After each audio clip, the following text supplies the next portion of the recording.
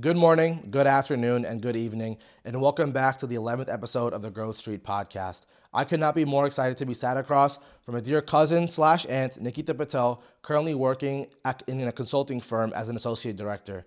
Nikhita, how you doing? Hi there. Thanks so much for having me. I'm doing great. Had a really nice weekend, and it's nice talking to you. It's Yeah. a little early on a Sunday morning, but Yeah. you set up some time for us to talk. So doing great, and looking forward to this podcast. Yeah, I know. Sunday morning, I apologize for the rainy drive down here. Yesterday was beautiful. It's like 70 degrees. And today, I looked outside the window and I saw you were coming and I was like, oh my God, it's raining. So I appreciate you coming down, especially because yesterday you had a pretty big day. You had your bridal shower, correct? Yes, I did. It was very exciting.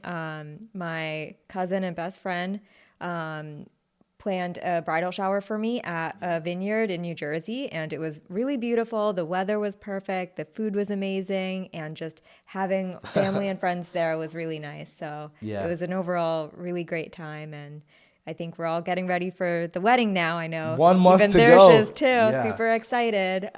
Super excited. I'm so excited. I haven't been to a wedding in like what, 6 years? It was since the wedding way back in California on actually Pete on the side. So it's been a long time since I've been to a wedding. So Nikita, you're the reason why, I get to go to a wedding. I'm sure you had some great activities so far regarding, all the activities. I know we came over to your house to help you out with making some decorations. And, even though maybe I wasn't directly making decorations, I was there in moral support. He was there for the fun. Thiersch I was was, there for the fun. Everyone else was there for the actual helping with making decor, but it's yeah. okay. Sometimes we just need the fun. Sometimes you have, I was there for the fun, the family, and the food. Exactly. And everyone else was there. We were there in moral support. That's what we were there to do. But yes, the reason though I'm super excited you sat across was obviously we're close as being family. But you've also, I'd say, out of our entire family, you're the youngest one out of all the uncles and aunts who's really doing something also similar to what I feel like most people now who are in college are trying to do. So for me, it was in my head, it was like a seamless fit to have you on the interview because I was like, wow, you're someone who's worked for a big four company in Deloitte. You've went to a pretty big school, state school in Temple University, and now you've really climbed the ladder in what seems like, a very fast career, and now you're, in a director role. So I feel like for me, I could not wait to talk to you about all these kind of things.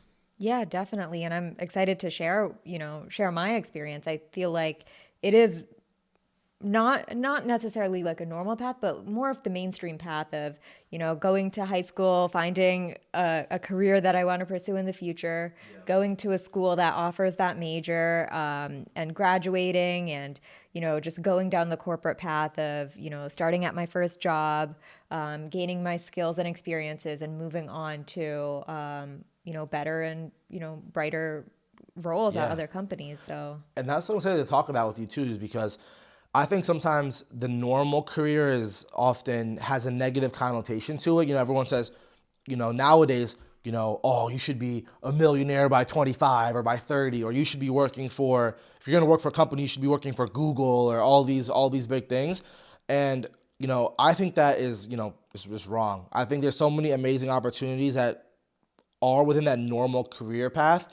And I think it takes a voice like yours and other people's to kind of like talk about it because I don't think people talk about it enough. So for one, some things we're going to be talking about today are one, your just a general approach to career trajectory and like the overall viewpoint on like road mapping your career, like where to start, how to navigate, how to make that first jump from your first job, how to make that jump from your second job, how to climb kind of to from entry level to like now a director role, but also things about again that normal career path. What about it is the pros? What are the cons? And how have you just been with that experience as a whole? So I'm excited to dive into yeah. that stuff with you today.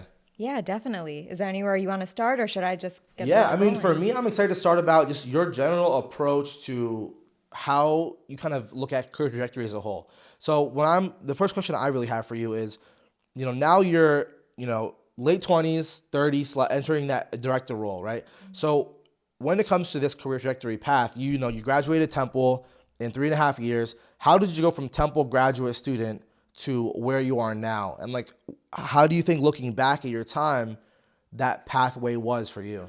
Yeah, and I'll say like I think my career path has changed, and the way I view my career and what I see in the future, it's changed over the years.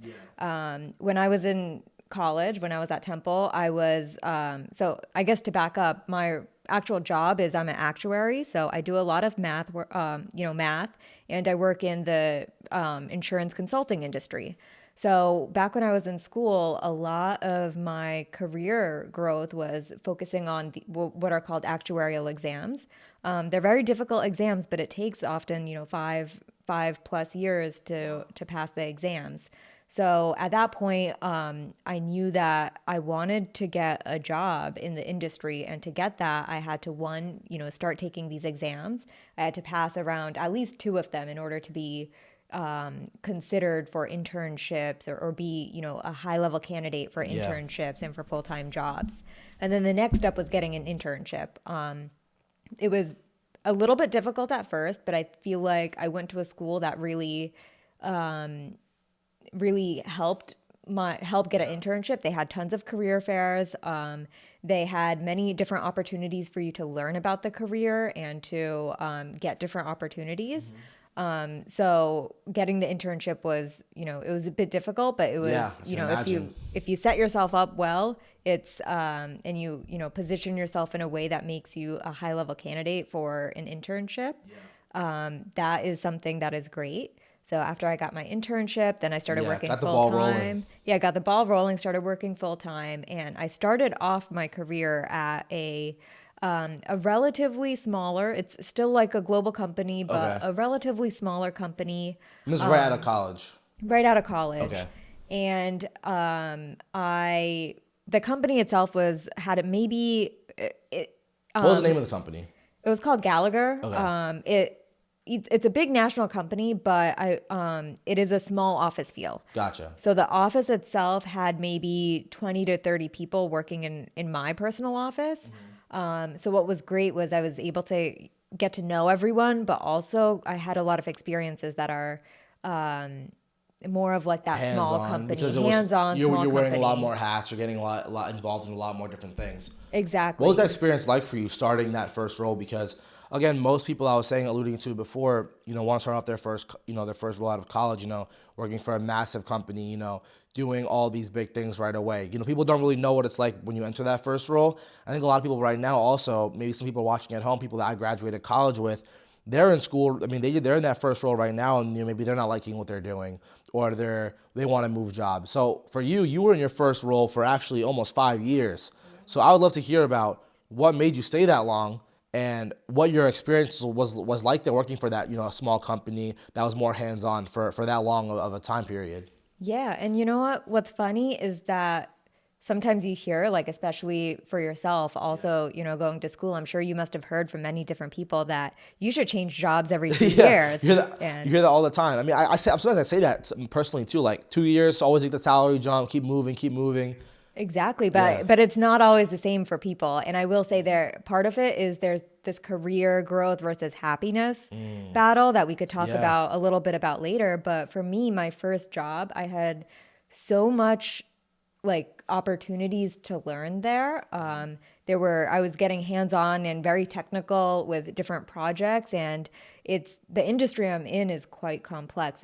It's health insurance. As you know, health insurance, even though like the base of it may seem simple, it is quite complex, and there's tons of governmental rules to follow. There's tons of just things that you need to be aware of in healthcare. Yeah, So the average person, I would say, doesn't know all the ins and outs of that industry. So it is pretty exactly. definitely. I mean, me personally, I can't imagine how complex it is, because I mean, I don't know too much about it at all myself. Yeah, and I'm still learning. I feel Yeah. like it's an industry that you can always be learning in. Yeah. But also when you start a first job, for me in my career, we use a lot of Excel. We use a lot of these different tools.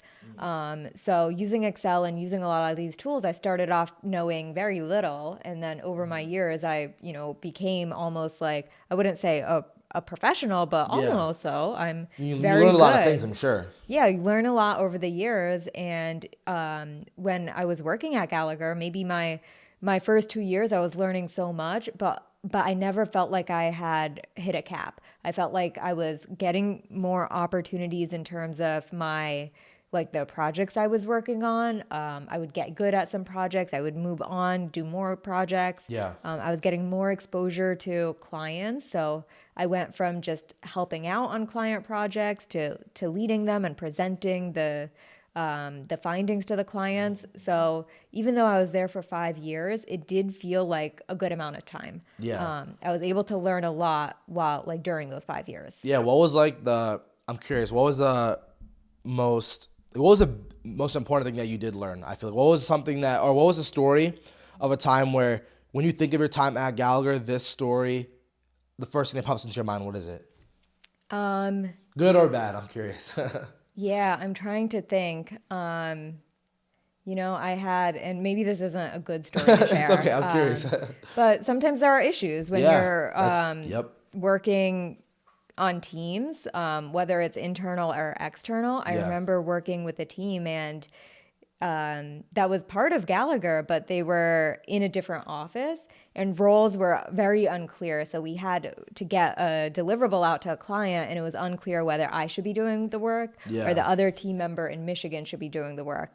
So it was a back and forth battle and we ended up getting, some of our managers and bosses involved Oh, wow. because, none of us felt like it was the other person, or like I didn't feel like it was my job. She didn't feel like it was her job. So it was a little bit of a back and forth, but it ended up Whose being job was okay. it? No one's, I think. It No was one's genuinely job. no one's. It was, someone else's job and Yeah. he left the company. That's crazy. And now it was kind of like an in-between of, okay, he was doing it before, but now Who's it's gonna no do it one's now? job. Yeah. That's funny. So I don't remember what ended up happening. I'm pretty sure I helped out a little bit with it. But I mean, Yeah. sometimes there are issues like that, even though this one wasn't like a client issue. Yeah. It was something that, just happened in between. And, I had good relationship with everyone in my office. So even the manager, the project manager and the boss were able to help out and, Yeah. stick up for me when I needed it. I mean, that's huge. I feel like when you have, I feel like management overall is such an not spoken about topic when it comes to what makes a good work experience. I feel like, again, you could be working for the best company ever, but if you don't have good leadership or you like a good manager or that kind of relationship, it can make it seem like the worst experience ever, right? If someone's maybe always on top of you or if they're not helping you grow. So there's a lot of ways you can go positive and go negative when it comes to that. So it kind of leads to my next question is, when you're at a company, right, for almost 5 years after college, I'm sure there's so many moments where you do think about, should I leave? Should I stay? I think most people who are watching right now who are maybe, 23, 24 are in a similar position. So I'm curious what that, not battle was like for you, but that those thoughts and how did you navigate those and decide to do what you did and stay for as long as you did? Yeah. So actually, you may not know this, but while I was at Gallagher, I think I had many times where I not only thought I was underpaid, but I knew I was Yeah. underpaid. Wow. Okay. Even when I first started my job, when you're getting your first job, they say that you should always negotiate. Yeah. Even if there's a chance you may not get it, at least ask the You question. should try. Yeah. Yeah, especially for a lot of women or younger people in their career, they may be nervous to ask, like, especially when you get the first offer, they may be nervous to say, is there opportunity to negotiate, or is there opportunity to add like XYZ to your salary or your overall You're benefits? scared of them pulling the job away. Like you always think worst Exactly. case scenario. You know what I mean? Yeah. Whereas if you word it nicely, there's no chance, or there's a very low chance They're that gonna like pull they a would job offer away from pull a you. job offer. Yeah, Yeah. exactly. Yeah. So anyways, when I first started at Gallagher, I did negotiate, but still, even after negotiation, my salary was quite low compared to Okay. a lot of the other people I work with. Interesting. But a lot of the other people I went to school with. Yeah. But there were tons of opportunities to grow my salary in terms of my exam. So if Yeah, I actuary passed exams. an actuarial exam, I would get X% of a raise, Okay. which I think was great. And it took me around 5 years to pass the exams, which is part of the reason You why I stayed stayed. there for that long. Yeah. Exactly. But especially when I was hitting around the 3-year mark, I felt like I was underpaid and I needed to see what was out there. Yeah. Yeah. Naturally. Yeah, and I always keep your LinkedIn updated. I feel like LinkedIn has really helped me. Yeah. So around 3 years, and even before then, I Start would looking start now, looking getting, left and right, see what's out there. yeah, and even recruiters would reach out to me. So they would Yeah. reach out to me directly, and every once in a while, I'd find a recruiter would message me with something that's actually interesting, whether it's an interesting Yeah. role or they seem like they genuinely like Want to help you out. want to help me out or have something that could be interesting. So during the time, I would, entertain a few of those messages. Yeah, of course. So would you have interviews or so I'm curious because again, I think most people who are in that stage, they always think about, okay, is it the right time to leave? What should I leave for? So I think that's what I'm curious for you now is you left for Deloitte, which is a big four company. Most people really want to work for a Deloitte, PwC, like an EY, those large scale consulting companies when they're going down that kind of consulting path. So you started as an actuary, and then you went to that consulting path for a big four company. I'm curious again, how did you make that move? What was the right time? How did that look like? Because again, most people might think, I've been at a smaller size company for 5 years after college. How am I supposed to make a move to a big company? So one, I'm curious how you did that, but two, it was also what was the mindset in deciding, all right, this is the time, this is how I'm gonna do it, and the approach to making that move after you kind of finish your time with Gallagher. Yeah, so I think around my 5 year mark, 4 to 5 year mark, I noticed that my career was starting to plateau at Gallagher. I had been growing a lot in my career, but I hadn't been getting promotions, or it felt like there wasn't really a next level at my job, especially looking at some of my coworkers. I had coworkers who were a year or 2 years, they started a year or 2 years before me, but I noticed they were at the same level as me. And yeah, that's So that's a tough. sign. That's a sign. If someone has been there for 2 years longer and they have, they've also been growing in their skills and their experiences, but they're still at the same level, they haven't been promoted or have been promised anything in their career. That was Yeah. kind of a sign to me There's a glass saying, ceiling. yeah, there's that right now, there's not really any opportunities for Yeah. me to grow or to move on. So that's when I started more closely entertaining. Yeah, I mean, naturally, I would do the offers. same thing. I'm like, I've been here 2 years longer than you, and now we're on the same page. Why are we like, what am I doing here? Yeah, and at that point too, I knew that my salary was quite below. Actually, during that time, it was during COVID when everyone started getting new jobs, and Yeah. the demand was really high. Like I think salaries ended up being a little bit higher at that point too, just Interesting. because it was a time where demand for employees was really high. Okay.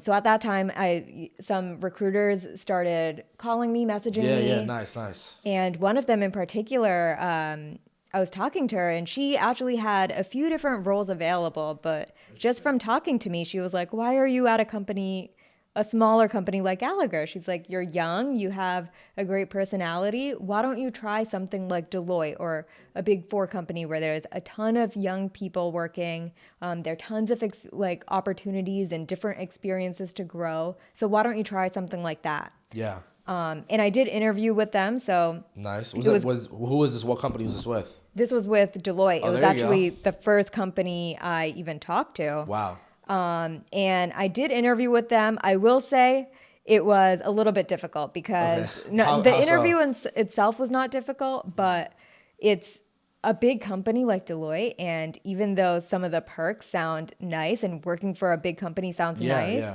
it's also there are downfalls to it. They told Okay. me during my interviews that it would be very long days for a very long period of time. Okay. So I'd have days where I'm working 10, 11 hours Wow. a day, and that's normal. And there would be times where I'm traveling a lot or just working very heavily with the client, and that's also very normal. So even though that doesn't sound fun, like Yeah, who yeah. wants to work 10 to 11 hours Yeah, a naturally. day? So it doesn't sound fun, but they said that there were tons of benefits. There were lots of fun events. So there would be different restaurants I'd get to try. I'd get to travel a lot. Nice. A lot On of the different company? perks. On the company. Okay, good. That's huge. That's huge. I was gonna say if they're making you work that much, and then they tell you all about that, but then they're making you pay for it. I don't know how good that sounds. Yeah, it was definitely a little bit of the, work hard, play hard mentality. But the people I interviewed with were very amazing too. I was able to like develop a little bit of a relationship, or I was able to get to know them even during my time when interviewing them. So even though it sounded a little nervous working 10 to 11 hours a day, I did feel like the people who worked there were amazing, and They're a that good reflection of like what you wanted to work for in a company. yeah, exactly. And what was that process like at interviewing? Like, I'm sure, again, you haven't, I mean, I'm sure you were interviewing while you were there, but you haven't, that was the first time you like, actually accepted a role and moved somewhere else. So what was that like interviewing again? Because I feel like maybe I was not involved in this because I only worked one role out of college. But what does that second role interview stage look like? Is it different from interviewing for roles as an intern? Is it different from applying for roles as an entry level? Because again, you're making a big jump now from first job to second job. So what was that process like interviewing Yeah, for it's Deloitte? much different. What was it like? I'm curious now. I'd Yeah. love to hear about it. So I don't know about your experiences when you were in college, but when I was in college and looking for my first job or even looking for an internship, I feel like the interview process was quite long. There were some jobs I interviewed with where I would interview with like 4 to 5 people. They would Yeah. make me do a little bit of a math test and an English test. Wow, that's crazy. Yeah, and even presenting, they would make me present, like do a short presentation to some of the other employees I had at the one of those. company. Yeah. Yeah, so that may be good for someone who's in college, but now my interviews look much different. What does it look like? It's so many times I have 30-minute conversations with different employees.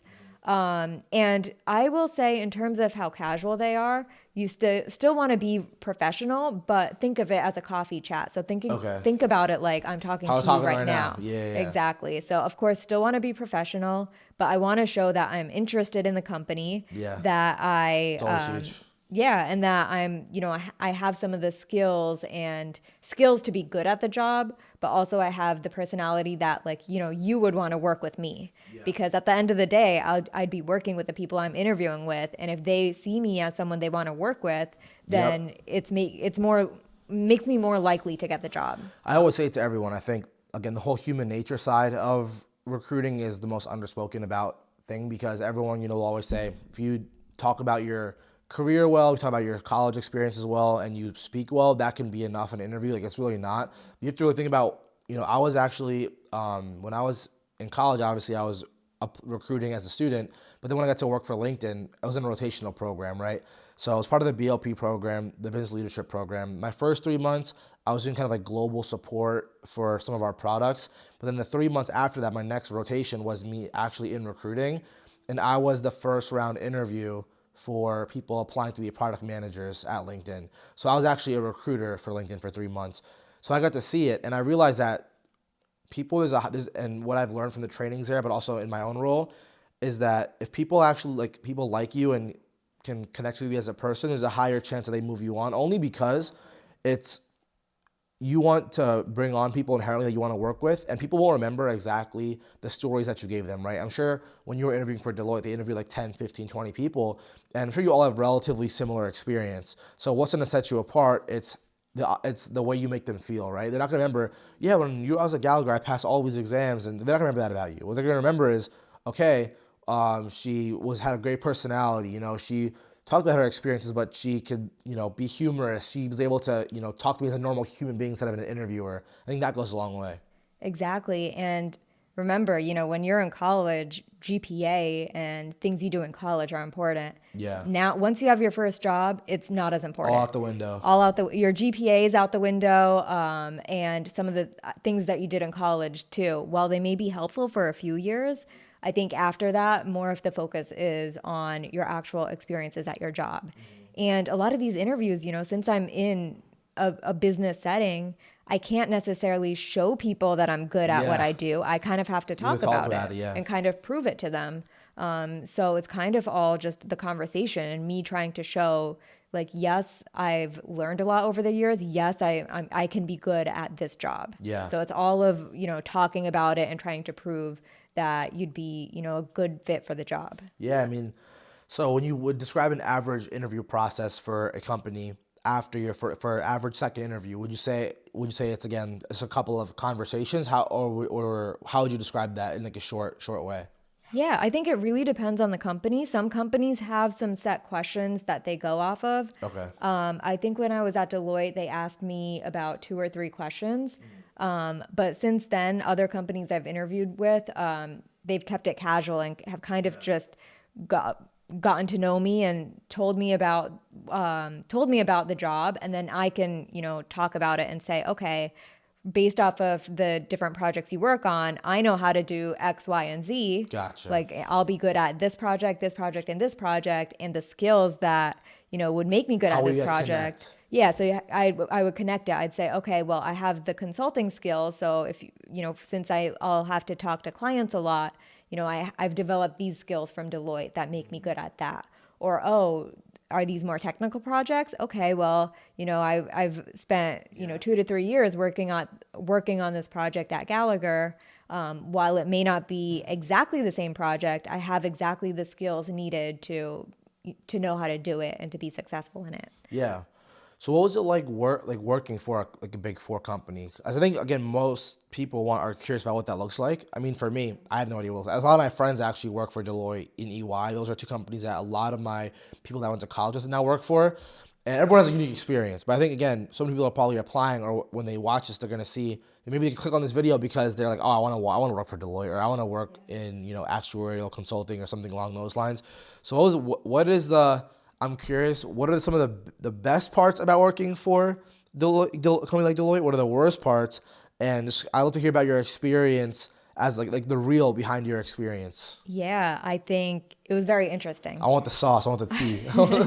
It was interesting. I think there were a lot of good sides to it. There were a lot of sides that weren't exactly as good. Yeah. Something that was actually really good was the people. Okay. You would think that if you're working at a company like this, there may be like different politics, or Intense. it may be intense, and the people there yeah. may not be as nice or friendly. But actually, everyone was amazing. Nice. Very smart people. I got to work with. I think if you work at a firm like Deloitte, there are tons of very intelligent people that came from different backgrounds, but also came from different career paths, or came from schools that just really have Yeah. bright people. So I was able to work with some amazing people. I also got to have some nice food. I went to Nice. restaurants that I would Let's never normally go to on Yeah. on my own dime. Does any stand out? There was one in Philly, and I don't remember the name, but I remember Okay. we had some like really amazing biscuits with jam as like an appetizer, and we had tons of appetizers and dinner options. Yeah. It was really good, and there's really no, I guess, budget at some of these restaurants. Yeah. I think I went to Boston at a Okay. restaurant, and I think for four of us, the bill came out to like $1,000. That's So crazy. I think it was the first time I had a really, really Wow. nice bottle of wine. Yeah. So that one also That's was really insane. cool. Definitely not something I would do on On my your own. own, yeah, but hey, if it's on the company card, swipe it. Yeah, especially, being relative at that time, I was relatively young. Well, I was maybe 5, 6 years into my career. Yeah. So it's not like I had the money to go out Yeah. and try all these restaurants. So it was exciting getting to do it Yeah. at Deloitte. That's pretty cool. Yeah, and they would give us a few perks every here and then too. Okay. I think I had $1,000 to use on like gym equipment, or wow. like going rock climbing or kayaking every year. So that was exciting. And they would give you things every once in a while too. So Some swag. I think I got an Ember mug from them, There you go. and every time I would finish a project, if you did well, you would get points or money from like your team members could give you points or money Yeah, to say like LinkedIn had you the did a same great thing. job. I think a lot of those big companies have systems like that, or they operate that way because it's in order for them to stand out. I think, again, for LinkedIn, the one thing, at least for tech, I think, does Deloitte technically count as a tech company? Are they tech or not really, right? They're more consulting. I'd say like consulting and also accounting, Okay, because they're yeah. also known as big four accounting firm. yeah. Because for me, at LinkedIn, like some of the benefits is like honestly what really blows you away when I first started working there. It was like they gave you right when you started, it was like a $2,000 for home office setup, and I was like, what do I need that? Let me get a new desk. Let me get some monitors. Let me get a new mouse, the nicest keyboard. They would always have these, once a month they would have these like in days where you can, go do all these different activities. You could just take the day off to do like, mental health things or whatever you gotta do to make yourself feel better.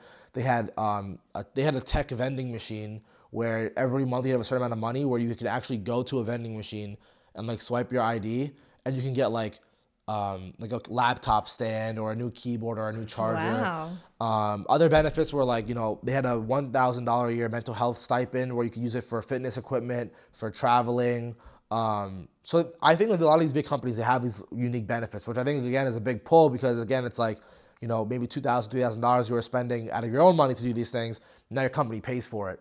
On top of maybe having a higher salary too. So I think that's something that stands out about these larger companies. Yeah, and I guess that brings me to some of the cons. Yeah. So, let's hear some of the bad stuff now. well, so one of the cons was the perks were great, but at the same time, the perks were probably worth a few $1,000s, and I'd rather have it as salary. Yeah. Do I want to go to dinners with my coworkers multiple times a month? Yeah, maybe once or twice, but I'd rather go home and have, dinners at home. $1,000, $2,000 or whatever. Have an extra $1,000 or $2,000, exactly. When I started at Deloitte too, I think it's great when you come out of college and you join a big four company because they start you at the beginning and you have opportunities to grow every 2 years. Yeah. Since I was an experienced hire, unfortunately, they felt like my experience at another firm was much different and not as good as someone internally at Deloitte. So when I started, they actually put me at a role as if I only had 2 years of experience. Dang. When in reality, I had 5 years of experience. Yeah. Wow. So even though my salary did jump from my first company to Deloitte, it was still relatively low compared to where I should have been if I started my career at Deloitte. Interesting. How do they look at it that way, and how does that affect what role you were in and things like that? Yeah, I noticed that actually a lot of my coworkers were in a similar path too. They may have had 4 or 5 years of experience at another company, but since they came to Deloitte, I think a lot of the employees at Deloitte feel like you need to have a certain experience, and that sort of experience you can only get at Deloitte. And I will say, like, there were aspects of it that did take a bit of adjusting to my first year. Yeah. But in general, I felt like I had a lot of experience that should have been valuable. I mean, you worked for 5 years. Like, you worked for a long time. Like, they at least give you 3. They give you less than half. They carried less than half, which is crazy. Yeah, and I tried, like, even during my interview saying, okay, like, you're putting me on at the consultant level. I think I should be at the senior consultant level. But they said, no, like, we want you to be successful and start off on the right foot. So we'll put you at the consultant level. That's all BS, let's be real. Yeah. So even though my experience at Deloitte was great, I couldn't get over the fact that I'd have to catch up by around 3 years if I wanted to get to the senior level. Get to the senior level. And that was part of it. And the other part was just the long hours. I was working, there'd be days where I'd be working 10, 11 hours, 12 hours. How often was that, would you say? Like on an average, so you worked there for 2 years, 3 years? 2 years. So 2 years. On an average, average week or month, how many days are you actually spending that many hours extra? Probably half of the days. Wow. I think there would be some projects I was working on. Actually, towards my end of my time at Deloitte, there were some projects I was working on which were actually relatively okay. I think it was maybe 9 to 6 work schedule. But a lot of the other projects, I remember I would have to open my computer at 11 p.m. to finish working on things.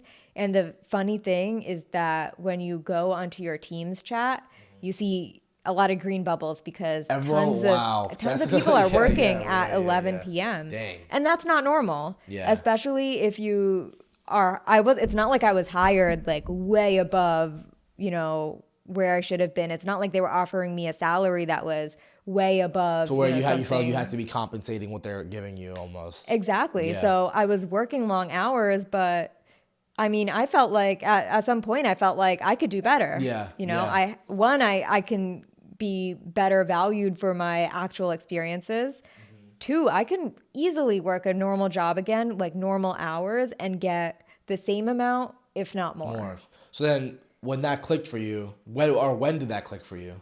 That clicked for me at some point I just didn't want to work long hours anymore. And Yeah. I feel like this is the battle of career growth versus happiness, because you can work at all these amazing companies. You can work at Google, Amazon, Yeah. all these companies that have a high like name recognition to them and Yeah. are seen as really amazing companies.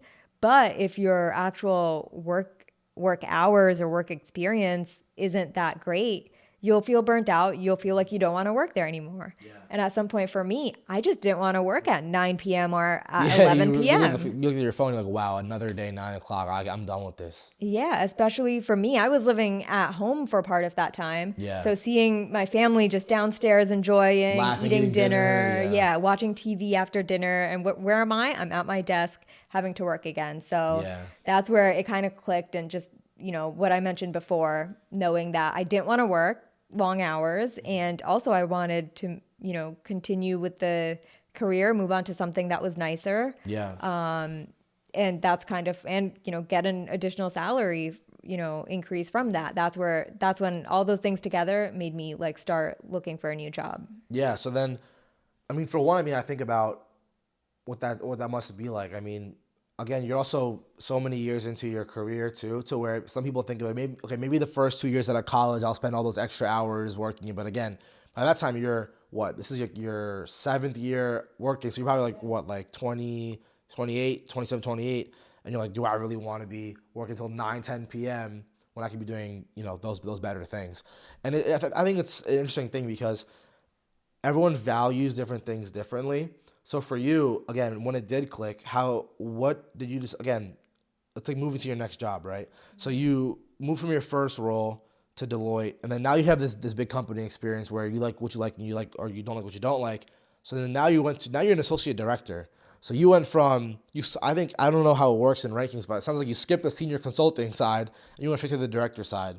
So one, I'm glad you had those years back because you get your credit where you put the time in I for. did. But what was that like now? Because again, I think about, wait, so if you didn't get to be senior, but then you went from consultant to director, what did that look like for you? Yeah, so actually, it ended up working out really well. I think what helped me a lot is when I started interviewing. I now work at WTW, which was where I went after Deloitte. And Yeah. when I started interviewing with a company, I knew that it was a company I really wanted to work for. Why?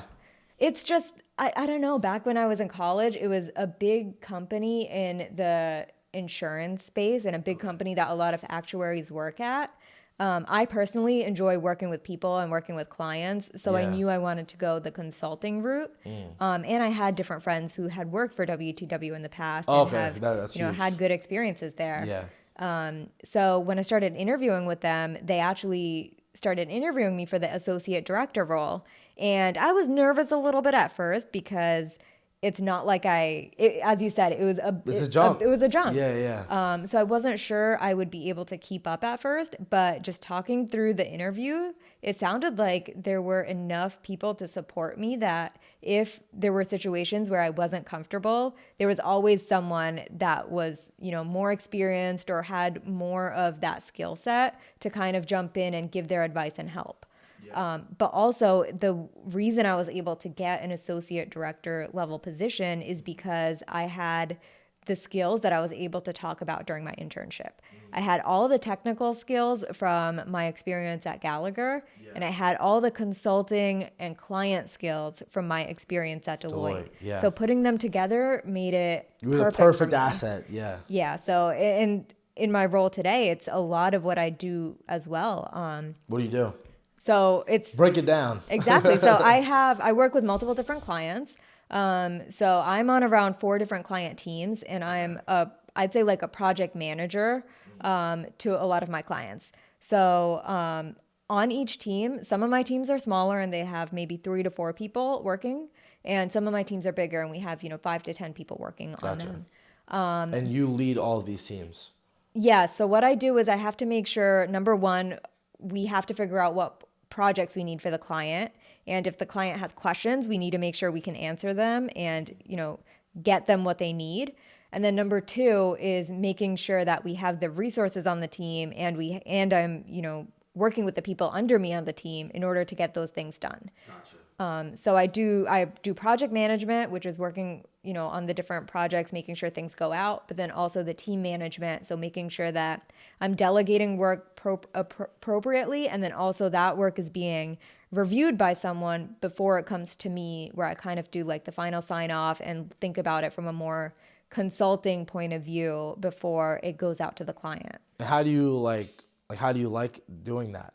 Oh, I love it. Okay, good, nice. Yeah, I think I get to use the skills that You've been working so I've much been to working learn. on. Yes. Yeah. And I really enjoy it. I think the type of work meets what I need, and it's a regular job in terms of hours. Yeah, I was gonna just say no more 9 p.m. days. Yes. It's, sometimes I'll have some long days, but it's extremely rare. Maybe once in a month I'll have a really long day. And days I have that are fine too. It's because I know my other team members are also working hard, and it's basically just working to get something to the client in a timely fashion, or helping them with a need that, is a bit more rushed. But other than that, it's completely fine. So I really enjoy getting to use the skills that I've, learned and grown over the years, but also I like going to bed at a normal time and eating dinner at a normal Getting to time. watch TV at night. Yeah, and I still have a lot of the perks that I got at Deloitte. That's huge. Okay, like what? Like what? So actually, at my company, while Deloitte is not paying for, when I was at Deloitte, they were paying for a lot of dinners. Yeah. Now I still get to go to dinners and fun events. It's just different vendors are taking us out. Okay, gotcha. So vendors want to teach us about like what they have to sell, so that we can recommend those products to other clients, and in return they take us to really cool events. So I went to a basketball game. Oh, nice. Who was playing? I think it was the Brooklyn Nets. Yeah, there you go. That's Brooklyn my Nets, favorite yes. team. Yeah. So I went to a Brooklyn Nets game. Nice. We had a really cool box there. Had really great food. We got nice seating. We got some fun T-shirts and things like that. Yeah. Super exciting. That's one of many of the different events that I get to. Those are my guys. My favorite team since I was young. Oh, nice. Yeah, but nice. we sucked though. We're like the worst. We probably lost that game you went to, right?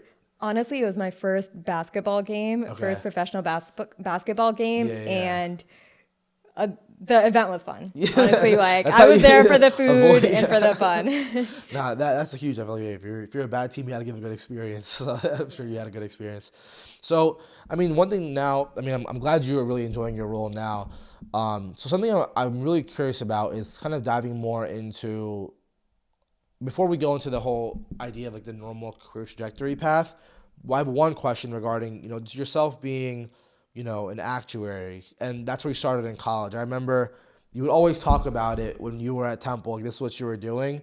And I remember me, Yash, and Neil were, we're a trio that we're like the babies of the family. So we always would ask you guys all these million questions. And you were always telling us your whole job, your whole thing that you want to is you take tests for money. I was like, for me, I was like, that sounds like a nightmare. I was like, who wants to work to take tests? So, but I'm sure for all the people who are watching, I'm sure there's a bunch of people who want to be actuaries or actuaries right now. Is your career trajectory a typical one for someone who does actuarial, I don't know if it's actuarial science, actuarial math? Yeah. So is that a typical trajectory for someone who's interested in doing that career path, or did you do something a little bit different? It could be. I feel like there are many different paths that you can take. I think the most important thing is like getting through the exams. Yeah. I'm not gonna lie. I'm not the smartest person, especially when it comes to taking exams. So it took me a little bit longer than maybe the average person, but I kept at it, and I was able to pass all of them. Well, I got to my ASA level, which is kind of like the halfway mark. Yeah. And at that point I realized I was fine in my career, and I didn't need more to go further. And part of the reason for that was because I went down the consulting route. There are two different routes that you can go down. One is consulting, and one is working for an insurance company. Okay. The difference is if you work for an insurance company, you won't be talking to clients. You may be working on different projects, which could be, fun and unique, But for me, I enjoy talking to You want the people people, experience. people experience, client Yeah. experience. So I really enjoyed working with clients, and that's the route I wanted to go down, which was consulting. Gotcha. Once I was in consulting, I realized that consulting's a little bit different because you're able to grow your career without necessarily needing these exams. Yeah. So a Do you lot of stop? Do you stop people, taking them? I stopped, yeah. Gotcha. So if you worked in insurance, it may be more necessary to continue taking the exams and get down to the FSA level, which is the highest level of the exams. But for me, I had the actuarial, I guess, what would you call it? Actuarial credential. Okay. So I could say, yes, I'm a qualified actuary. Yes, I'm an ASA. I could Yeah. sign off on different projects that need actuarial signature Yeah. on. Is that what's on your LinkedIn? You have the ASA on your LinkedIn. Is that why you have it there? I do, Okay, that's yes. it. Okay, that's what It's it is. important for the career path to at least say that you're an actuary, Yeah, yeah, yeah. It's like a doctor. credentialed To having the actuary. Dr. Patel. You got Nikhita Patel ASA. Exactly, exactly. Yeah. Yeah. So I had that, which was important. But for consulting, you can grow your career in many different ways. Yeah. All you have to do is be great at working with people. You want to help out your clients, and you want to kind of help grow the book of business for the company. So I didn't need more exams, which was great, great for me. And for those of you who are thinking about the actuarial career, if you're really great at math and you can sit down and buckle down for a few years and take exams, I think it's a great career opportunity, especially one that is it's a demanding career. Sorry, it has high demand. So there's a Okay. lot of employers looking for Interesting. actuaries, and the pay is really good. Yeah. Given the amount of hours you need to work and given the amount What's like a of typical stuff you need to do. entry level salary for actuarial science focused careers? Yeah, I think right now the salary is around 80,000. Oh yeah, it is a lot. Yeah, and it gets higher as you take exams. So So let's say you pass an typically, average exam. How much does your salary increase by? it can depend. Some exams, depending on how big they are, it can be like a $2,000 to $3,000 increase. Some of them can be up to a $5,000 Wow. salary Wow. increase. Wow. It really depends. I think huge. when I was at Gallagher, my starting salary was relatively low, but the amount of increase I got for each exam helped me kind of build up relatively quickly. Yeah. And then once you're credentialed, from there, you can make six figures. You can start off making 100,000, but then move up, and then even relatively quickly, in no time you can be making 150 to 200,000. Yeah, which is again, yeah, doing that's a lot of money, guys. If you guys are watching, you want to do that career path. So that's what I'm excited to kind of dive into next. Is for one, I mean, we alluded to this earlier that you did the kind of the traditional career path. Go to high school, get good grades. Go to college, do a good job, graduate on time, and then go to work in a corporate job. And then you kind of did the very traditional thing. But again, there's a stigma to where that can be looked at as wrong or negative, or you're in the rat race, you're just doing the normal 9 to 5. And I think it's different for everyone, but I'm curious to hear what your perspective is on it, because you've lived that life for the last 10 years. So as someone who's lived that life, I mean, I'm curious to hear about, what is your experience living that traditional normal career path? And yeah, I'm just curious, like, what your take is on like that stigma and that experience as a whole. Yeah, I think it varies for different people. For me, I actually really enjoy it. And I'll say, Nice. like, part Yeah. of it is because I'm at a position right now where my career is fulfilling. I feel like I'm at a good level and I'm, well compensated. So I think, my views of it may have changed over the years, but right now I really enjoy it. I enjoy having the work-life balance of, going to work only Monday to Friday, Yeah. working from, 9 to 5, 9 to 6, and then getting to, go to the gym, cook a nice dinner, things like that, where I feel like, if you went down a different career path, it can be very exciting, very fulfilling. You started your own company, Yes. so you I don't get those Saturdays and Sundays off. Yeah. So for me, like, I really enjoy getting to have some of that free time after the workday, and then also just having Saturdays and Sundays off. It's nice to, especially when, family and friends tend to meet up on the weekends. It's nice to be, be included and be part of that and have those days off.